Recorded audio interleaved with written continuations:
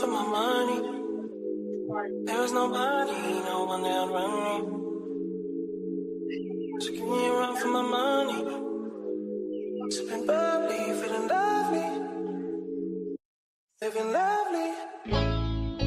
She's lovely. I wanna be with you. I wanna be with you. I wanna be with you. I wanna be with you. I wanna be with you. Me just love me.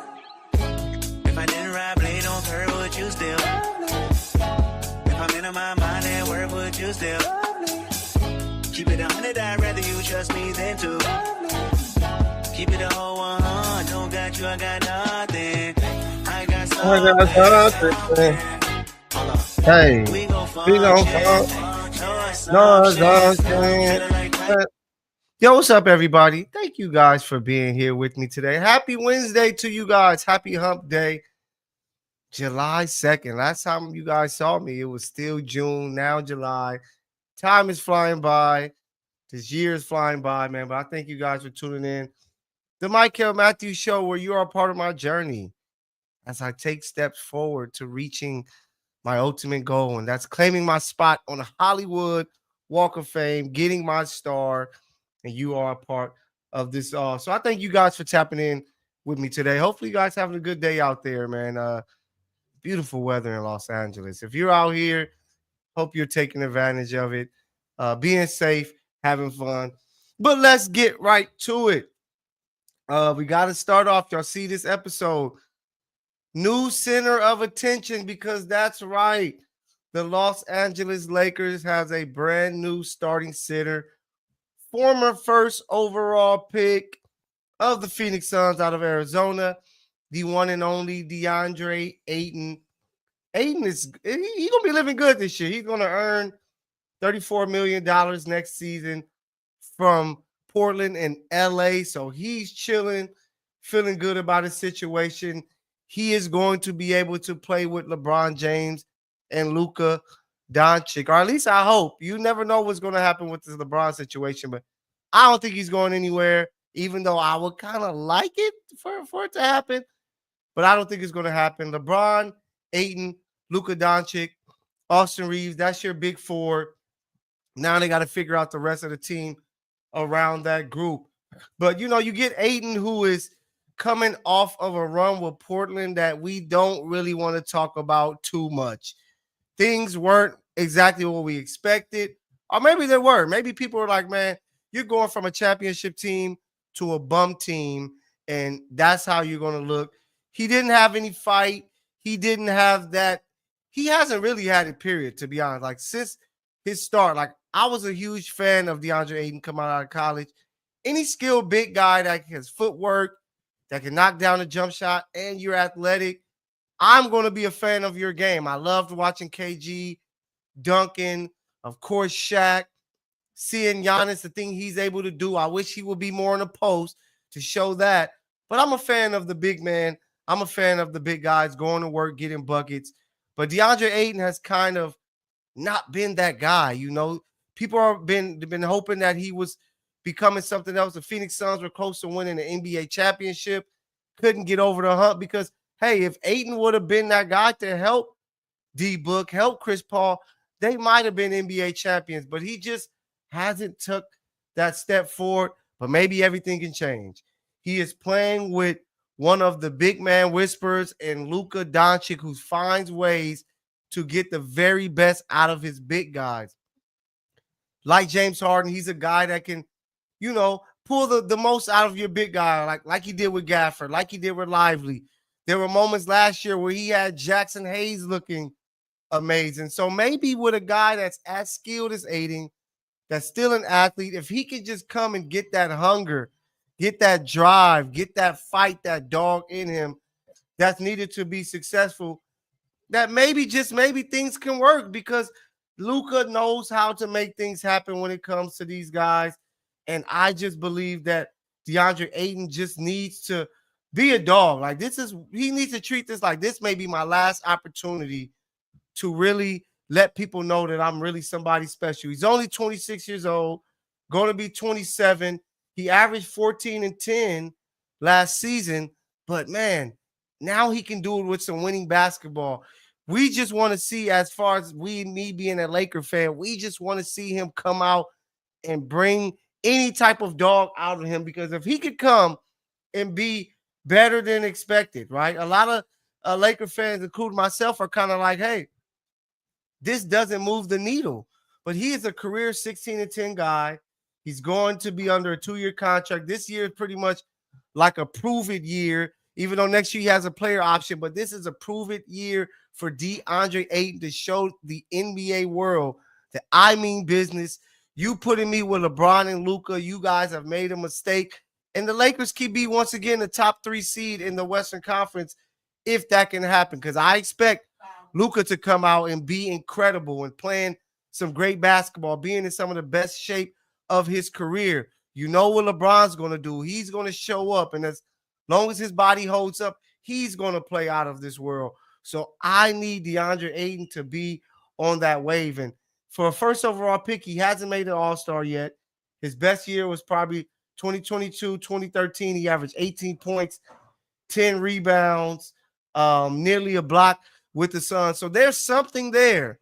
So you have to like the move as a Laker fan. Does it instantly scream championship like some of these Bron fans are coming out and screaming and some of these delusional Laker fans are screaming? No, it doesn't. The Western Conference is way too deep, and it continues to get better and better. The defending champ, OKC, Nuggets, Rockets, Mavericks. You still have Ant and the Minnesota Timberwolves. The Clippers are there. The Warriors. It's not going to be a cakewalk at all in the Western Conference. Whoever's going to win it is going to have to dominate and be a great team. And if the Lakers want to be exactly that, they will need DeAndre Ayton to ball out, play well, and be an anchor. He's never been really a defensive guy. He's only averaged 1 block 3 times in his career, but this is going to be the time for him to start showing that he can play some defense and things like that, playing with LeBron James and Luka Doncic. But this is all going to be on DeAndre Ayton. It's going to be on him to show up, do his part, play basketball like we all know that he can play when he has his head on right, and get to work, man. Like, you're playing in LA. Coming to LA, the media is going to hound you. The fans are going to hound you. It is a tough play to play. That's why you have to give kudos to guys like the late, great Kobe Bryant and Shaq and Magic and Kareem, guys like that. Like, when you play with the Lakers, it is a lot to deal with because it's only greatness that is expected. And if you show any chinks in your armor, you will be ate alive. So let's see if DeAndre Ayton can go to work and make things happen, because this is a great opportunity for him. He's playing here in LA with these great players. It's your time, DeAndre Ayton, time to hoop. But this is crazy, man, for LeBron James. He has played with, now, once he gets on the court with DeAndre Ayton, it will be his 9th number 1 overall pick that he has shared the floor with. Joe Smith, Shaquille O'Neal, Greg Oden, Kyrie Irving, Andrew Bogut, Derrick Rose, Anthony Davis, Dwight Howard, now DeAndre Ayton. You talking about an all-time great, not only being great, but playing with some of the greatest players and players that were chosen number 1 overall. And I understand not all number 1 overall picks pan out, but they were chosen number 1 because they had something. And some of them it's their smarts that goes along with their athletic ability. And to just have that many on your roster, along with all of the other great talent that LeBron James has played with, this is why it's tough for me to call him the GOAT. Because if you give Kobe and Michael Jordan these type of guys to play with on their team, I know they won 6 and 5 championships, but you will be just saying like, hey, they might have reached 10 if they had this type of talent that LeBron has been able to play with throughout his career. So it's just a crazy stat. It just shows you the type of players that your boy LeBron has played with.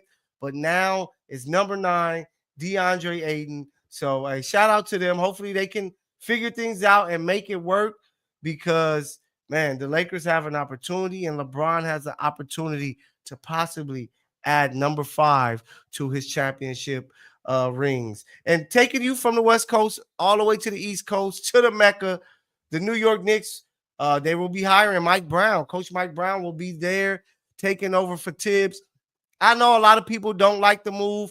I don't think it's bad. I don't think it's a great move. I think it's right in the middle. Veteran coach, been around great players, been around winning.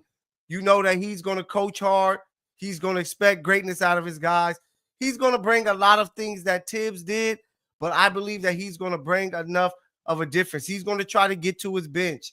He's going to try to pull the very best out of this roster like he did with Cleveland, with LeBron, like he did with the Sacramento Kings recently, like he did with the Lakers when he was here in LA, trying to get the very best out of them. I think he's going to do it with the Knicks. And for the Knicks, you have to rock with it because at first it looked tough. It was like, who are they going to hire? You make this move, who are they going to hire? But they go get a veteran coach who's been around, who's won championships as a assistant coach. And he's a guy that the players are going to respect. He's a guy that New York is going to respect and can get behind. So I love this move. Like I said, it's not a great move, but it's not a bad move. It's a good move. It's enough to keep the Knicks going. So let's see what's going to happen, man, because there's a great opportunity in the Eastern Conference. The reason why some people, they said my take was crazy about the Orlando Magic possibly getting to the conference finals. That's how depleted the Eastern Conference is. The Celtics are going to be down. Pacers are going to be down. The Bucks, I know they added Miles Turner. I like that pickup, but it's not enough, like Kendrick said. So it's going to be an opening there for teams to make that push so the Knicks can get back to the conference finals, maybe to the NBA finals if everything is going right. And I think Mike Brown could be a guy that can make that happen. He's helped lead a team to a finals before, take you back to 2007. So it's not new territory to him. So I'm going to be looking out for that. Some information just dropped with the Rockets Suns. They're working on expanding the Kevin Durant deal that would involve a league record 7 teams. That's right. Not 1, not 2, not 3, not 4, not 5, not 6, but 7. 7 teams. The other teams involved in negotiations include the Hawks, Nets, Warriors, Lakers, Wolves. I don't know what's going on with that move, but I know we're going to get more details soon. But craziness happening with that Kevin Durant deal that's going to send him from the Suns to the Rockets. But teams are willing and dealing. There's opportunities for guys to make jumps to get to the finals and really get their team right. So you're going to see a lot more deals, a lot more moves. That's why I always say the NBA free agency is the best free agency out of all of sports. Better than football, better than baseball, better than hockey, better than soccer here in the States, because anything goes, big names move, trades happen left and right. And it's something that you can lock into and look forward to because it happens right after the season. It's not like the season stops, the last championship game is played, and then a month or two later. No, it'd be a week or two later that everything happens. So let's see what that deal is going to look like. But shout out to my guy Adam sending me over the information. Rockets Suns working on expanding that deal. It's going to be a league record 7 teams. Hawks, Nets, Warriors, Lakers, Wolves. Can't wait to see what happens, especially for, the Laker fans here in Los Angeles. And I know everybody's looking at that Dame situation. I got to talk about it because he was let go by the Milwaukee Bucks while he deals with his Achilles injury. But I don't see the problem. I feel that he's winning. I don't know if he talked to the Bucks from looking at what we call them. Are they tweets? Are they just messages on X? I don't know what to call it, but I'm going to call it a tweet.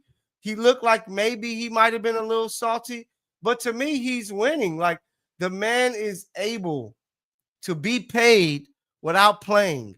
For the next 5 years, he is going to receive $22.5 million to not even play for a team.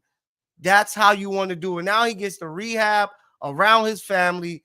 He can pick the very best situation for himself up next and not take a big deal because he's already going to be paid and really focus on trying to win a championship. And I think it's perfect for Dame. Dame is one of those guys that you root for to win a championship. because he's a hell of a player. And if he can come back from this Achilles and be 85%, 90% of himself with the way that he can shoot the ball, it can be next level for him. So I'm happy that he's able to get this money. I feel it's the perfect situation to be getting paid and not working somewhere. Can you imagine how people will attack their jobs if they knew that, hey, if I receive this injury, that I can sit for 5 years and still be paid while I'm doing something else? It's a lot of people's dreams. What's going on with any of the hate towards what happened with Dame Lillard? I hope they had some type of conversation, but even if they didn't, you get to eat, my guy. So hopefully he's cool. Hopefully he end up with the right situation. I would really like for him as a hoop fan, I would really like to see him go to Minnesota. Dame Lillard, if healthy, somehow, some way can get back next year and play with Ant. Give him that backcourt piece. I know I love Mike Conley, but you move Mike Conley to the bench and you get Dame who can erupt for 25 to 35 points, big time shot maker. That's all I feel that Ant is missing. Most of the times it's too much him having to play point guard, him having to bring the ball up or initiate offense and try to go out and score 40. If he can get a guy that can initiate offense for him and another guy that can score 30 to 40 points, if he can get right after this injury, Dame in Minnesota will be great. It will get him close to his family in Portland. I don't know if he wants to go to the Bay, return home and play there because you have Steph Curry. Do you want to be a backup to Steph? You can't start both of them. It doesn't make sense. With the Lakers, I know everybody want to put everybody with the Lakers, but that wouldn't make sense. Dame with Minnesota, getting paid on a cheap deal with Nas Reed, with Rudy Gobert, and all of the pieces that's there, he will look great with Ant on that squad. So if I had a chance and choice to make for Dame, that's where I would send him. But either way it goes, the man is getting money the next few years, next 5 years, $22.5 million to not even be around. That is called getting the bag. So shout out to him. I got to give a shout out. You know, this is the Mykell Mathieu Show once again for you guys just tuning in. Whether you're tuning in from Facebook, LinkedIn, YouTube with the Misfits Live page, X, Instagram, or even TikTok, I appreciate you for being a part of this show today. Been talking about Mike Brown. He's going to be with the Knicks. DeAndre Ayton signs with the Lakers. He had the fans scared. They're like, no, is he going to go to the Pacers? He chose the Lakers. He knows what's right. And Dame is winning in my books. He's getting the bag and not even being around. But I've been tapped in a lot to the Mind the Game podcast. LeBron, Steve Nash, they had Kevin Durant on there, and they talked about some things. And it's some things I feel when it comes about basketball that I feel a certain way. And all these people on X, you know, I tell you, I like to debate and go back and forth. X, Instagram, talking hoop, talking football, whatever it is, hip hop, baseball. I'm there to debate. That's what I do. But one thing when it comes to hoop, and they were talking about it, KD, LeBron, and Steve Nash, they were talking about, you know, efficiency. And LeBron was kind of like, hey, you know, yeah, when I see the shooting nights like 8 for 25 and, you know, 7 for 23, like I look at the stats and, you know, I don't like seeing that because he's so wrapped into efficiency, just like a lot of people that I dare to call dummies when it comes to the game of basketball, who would choose efficiency over winning. And that makes no sense. Winning is what matters most in the game of basketball. Whether you are efficient or not, did you pick up the victory? So I just got a scenario that I got for you guys because it's how I view the game. Why I just look at, did you win? Because efficiency could be a little misleading. Definitely people who look at field goal percentages and they look at the 3-point field goal percentage. They, you know, some look at the true shooting, which I think kind of tells a story a little more, but it's even more than that. You have to watch the game to understand what is going on. But I got the situation. If you're playing against me in my 5 and I'm going against you and I shoot 8 for 20, I make 4 twos, 4 threes. That's 20 points right there, right? A lot of people are like, oh, 8 for 20. He's off. He's shooting less than 45%. It's about 40%. But then you have to add in that there's more to the game. And I'm not even mentioning defense and playmaking and none of that. just scoring a basketball. So 8 for 20, I make 4 twos, 4 threes is 20 points. Now say I make 8 out of 11 free throws, right? That's 28 points that I scored off of my 20 shots because those free throws don't count towards my miss or make as far as field goals unless I make it and it's an and one. So 28 points, 8 for 20 from the field, 8 for 11 from the free throw line, and I got a dub. I will take that any day compared to if you were to say, how about this be your game? And I score 32 points, shooting 12 for 24, which is 50%, 8 twos, 4 threes. I go 4 for 8 from the line, meaning I'm 50% there, and I take an L. You're 50% for you efficiency guys out there. Is that the game that you would like, whether you win or lose? Or would you say, hey, I'll take 8 for 20, make some free throws, get to the line, doing things like a lot of the great scorers did? James Harden, Kobe Bryant, Michael Jordan, Allen Iverson, Tracy McGrady, who didn't shoot 50%, but they knew how to help their team win. They knew how to get to the free throw line. And that's what matters when it comes to it. So at the end of the day, when you think about basketball, don't get too caught up like a lot of people out there into these stats. And, you know, they try to build narratives, even some of the players on this efficiency thing.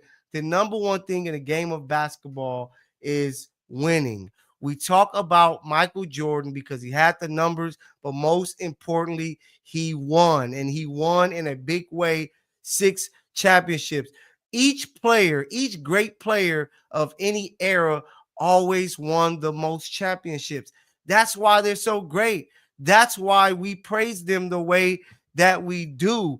Shout out to those tapping in IG. I see some comments. Shout out to my guy. He said Dame was a hell of a player 6 years ago before getting injured. He's a walking corpse. Now, we're going to see with that Dame situation, but Dame's another guy that's a flat-out scorer. And sometimes it may not be the most efficient, but as long as it's helping you to victories, that's what matters most. And you can look at the stat sheet all you want. At the end of the day, we're going to see the dubs. And when the dubs can match up with some really great numbers, that's what makes you an all-time great player. So when you watch Mind the Game, you got to understand who LeBron James is, the picture that he's trying to paint, and it could be a tricky one because he's going to try to efficiency. I'm telling y'all, LeBron is on social media a lot because he reads these comments and see what everybody is saying, why they would choose LeBron over Michael Jordan or Kobe Bryant when he's 3 inches taller, like 50 to 70 pounds heavier. So, of course, he better be more efficient. He's a big body going downhill to the rim where these guys are shooting fadeaways, pull-up jump shots because they can't just bulldoze to the rim. And they still are finding a way to put up big-time numbers, win accolades, and win championships. But at the end of the day, any debate that I'm in and any of this mess that you talking to me, I'm going to ask you, did they win? Because winning is what matters most, what matters most, no matter what sport that you're talking about. And to switch gears, take you from the guys. I got to tap in with the WNBA because we had some big time basketball yesterday. Shout out to the Indiana Fever. They win the Commissioner's Cup. I thought it was a wrap. No Caitlin Clark. They have no chance. They came out, played some really good basketball. Shout out to the former Spark, who should still be a Los Angeles Spark. I won't let that go. Reagan Peebly, the GM there with the Sparks. Why not keep Aerie? They need another point guard. They need speed. She was the one. And now you let go of Odyssey. It's crazy. But Aerie was a big part of the win. She had 12 points, like 5 assists, doing some really good things. Natasha Howard balled out, did her thing. So shout out to the Fever. I said it earlier in the season. I think that they're going to be one of those teams fighting at the very end, especially if Caitlin Clark can figure it out. They kind of went through some struggles, but this type of win versus the team that looks like the best in the W this year is a big win for them. So shout out to the Fever picking up a Commissioner Cup trophy and championship, celebrating Sophie Cunningham dancing in the locker room. It was lit. But to take you back here to LA on the women's side, Like I said, Sparks Wave, Odyssey Sims. Sucks. Odyssey, a cool person, really good player, was helping them, but something happened there after she took that break where it just didn't work out. It just didn't fit. But you're going to get the return of Ray Burrell, one of my favorite Sparks in the last few years, a prototypical 3-and-D player. So hopefully she can help. And Julie Aleman is coming back from winning a EuroLeague championship there overseas. So hopefully the Sparks can figure some things out that's still hovering around. Just get to the 8th seed is all I'm screaming for. Get into the playoffs. I want to see them do it, and they're going to have an opportunity with Ray, with Julie returning, and Cameron Brink, who is going to be returning very soon. So let's see what's going to happen there. Not much going on, especially in MLB. Just games, teams are playing, doing their thing. Nothing crazy there. Otani continues to be great, of course. NFL, we're getting closer to training camp, but not much news when it comes to the NFL. But you know what their news? There is some news, and the news is Diddy. We were all wondering, did he do it or did he not? It looks like they believe Diddy didn't. He did it. And he has been found not guilty of the RICO and sex trafficking charges, but he has been found guilty of transportation for prostitution. So he's going to be in court. They're going to keep him in. They tried to get bail for him. The judge said, no way, no way. His sentencing is set for October 3rd, 2025. The defense attorneys are asking for earlier dates, so we're going to see what happened there. But people are crazy. Like, people were out there dancing, putting oil on their body. Like, some people are too lost into the lives of these celebrities. If it's not your job to cover them, or if you don't know them, doing all of that stuff is the extras, and I'm not a fan of it. Let's let everything be handled the way that it should be, and let's see what happens. He was able to escape that RICO. He'd have been in jail for life if that would have dropped on him, but that's not going to happen. So let's see how many years he's going to receive. But this story with Diddy is not stopping anytime soon, and that just is what it is. Keeping it hip hop on a lighter side. Many moons ago, of course, you had Section 80. Kendrick Lamar drop Project Fire. I still believe Kendrick has not missed when it comes. Once he changed that name to Kendrick Lamar, and with Kendrick Lamar EP all the way until GNX, he hasn't missed. But 14 years ago, Section 80 dropped. I can remember it like it was yesterday. Listen to this album. It has 1.4 billion streams on Spotify. It's eligible for platinum certification. It's the 9th highest reviewed rap album of 2011. 4 songs with 100 million plus streams on Spotify. If it's not a classic, it's a great album. I remember the first week. I still don't count it as Kendrick's first studio album, but the rules are the rules, and I guess people do. But it sold 5,000 the first week. But now we see that it's a platinum album, and he wasn't signed to a major label. It was truly an indie album. And that thing was great, man. And it shows you, don't fall for the first week sales. That doesn't tell you anything about an album. Sales, period. Some albums just don't sell as great, but they're classic records. And this is one of those albums that it didn't sell great in 2011, but I know most people I was around was listening to it. It has some heat on there. F Your Ethnicity, Hold Up, one of my favorite tracks from the album. ADHD, Tammy's Song, Chapter 6, Ronald Reagan era, Poor Man's Dream, another one of my favorite records. Chapter 10, Keisha's Song, it's his Brenda's Got a Baby, amazing song. Rigor Mortis, we know he goes crazy with that. Cushion Corinthians with Chicago, BJ Chicago Kid, Blow My Mind. Absol snapped on the outro. Shout out Terrence Martin, did his thing on the sax on that record. And then, of course, he finished with High Power, produced by J. Cole. It is an amazing album, man. For you new Kendrick Lamar fans, you need to go tap into it. If you wonder why he gets all this critical acclaim and big time praise the way that he does, because if you were with him on this journey from K. Dot to now, you saw it from the beginning there. You saw it from the Training Day mixtape. You saw it from the C4 mixtape. Then Kendrick Lamar EP, the Overly Dedicated. Then getting you to Section 80, which paved the way and opened the door for Dr. Dre to go tap in. And then here comes Good Kid, Mad City. Like, he has been that guy for a minute. Don't let none of these Drake fools get to you like he wasn't the one. Like, Drake really put him on. Everybody knew he was up next in the industry. He got that Dre cosign, and it took him to the level that we see him as now. So shout out to him. Shout out to Nas. I believe, I'm not sure if it was yesterday or today, but many, many moons ago as well, one of my favorite Nas projects, right after giving you one classic, he gave you another one with It Was Written, which was fire. Those are two of my favorite guys because Nas and Kendrick are two guys that try to sell out commercially. They try to give you real music, real bars, and you got to respect that. And these dudes got classics to their records, man. They've done some great stuff, but It Was Written, a really great project. Whether you have it classic or not, I like it as a classic. I think it's that fire. But The Message, Street Dreams, I Gave You Power. Nas is coming with the Dre beat is fire. Affirmative Action, fire. The Setup, Watch Them Ends with Foxy Brown. And then, of course, If I Ruled the World, his great single.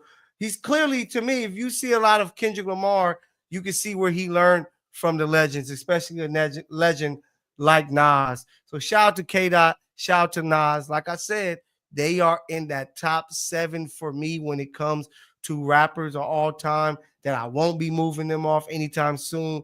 Kendrick, Nas, J, M, Big Pac, Lil Wayne with 3 stacks right there creeping up.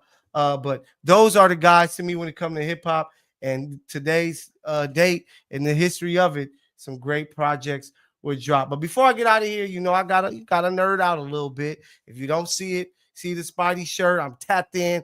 MCU, Marvel, and Ironheart just finished up. And it finished strong, man. Like, it was a great show. I love the character building that they were able to do.